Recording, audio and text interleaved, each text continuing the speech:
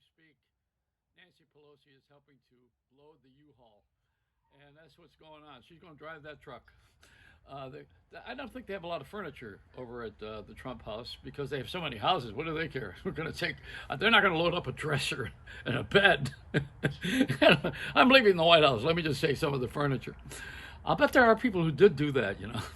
Anyway, I woke up this morning and I was I thought it was a bad dream, and it is, but I also thought it was a flashback to my days of Vietnam. I'm looking outside and I see the napalm, and it's in Washington, D.C. at the Capitol building. Come on. No, I mean, come on. You guys are that unpatriotic that you're going to chase after a building with the United States Senate and the Congress in there. What are you going to do to these guys? Are you going to take the votes? You're going to steal the votes back? Is that what you think? What is this, a mob? This is not anything that anybody should really debate anymore. It's just simply done. And if he wants to be president again, let him run again. Let's see how he does. That's what you got to do in this country. And if he can get enough money together, and if he can get enough people to follow him, and if he can really get someone to count the votes properly, he may lose again. That's the irony of life. Is that once you lost, then you can stay a loser until you become a winner. How do you become a winner?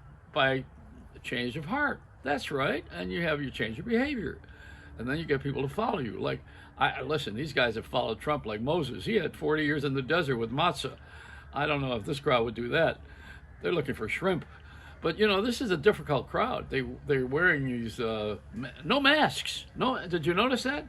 No, the only mask for the reporters. Couldn't understand everything they were saying. Everybody on CNN and Fox.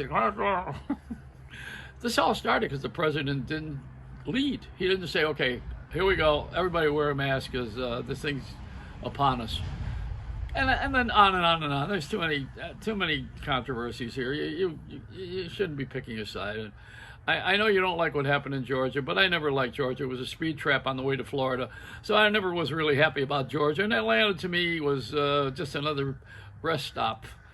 I'll tell you something. We got a different kind of a country right now, and we're going to have to adjust to what it is and make it better.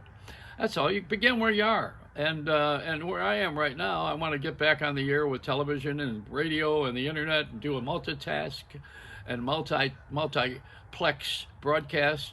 I don't think anything is forever, and I don't believe that evil stays forever either. And good comes and goes also.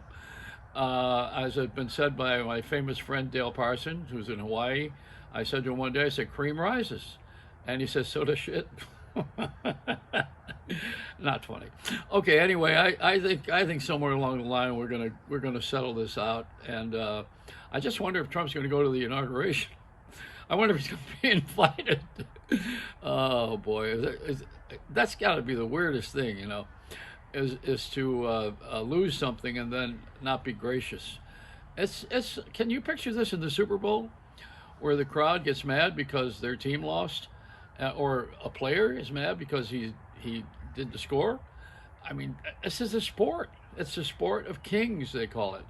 But it's about power and fame and fortune, letting go of it. Wow, it's like an abortion child in Buffalo. Nobody wants to let go.